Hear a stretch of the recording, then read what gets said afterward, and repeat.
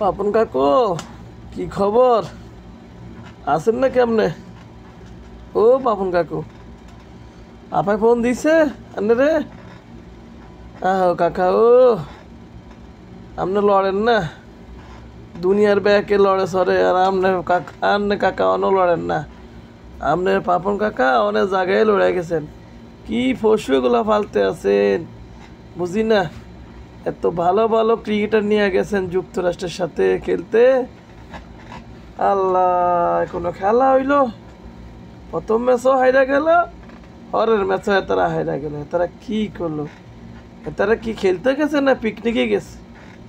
হায় রে লিটন দাস, ওরে শান্ত, মা গো শান্ত, বাংলাদেশের সোনা লিটন দাস, বাংলাদেশের হিরো।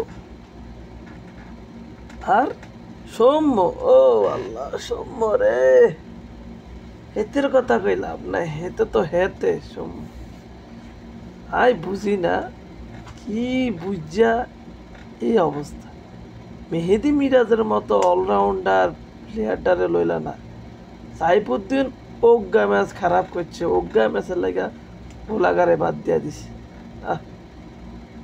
আর আলা জনমের শান্ত ইয়া 100 ম্যাচ খারাপ করলো হয়ে গেলে লয়।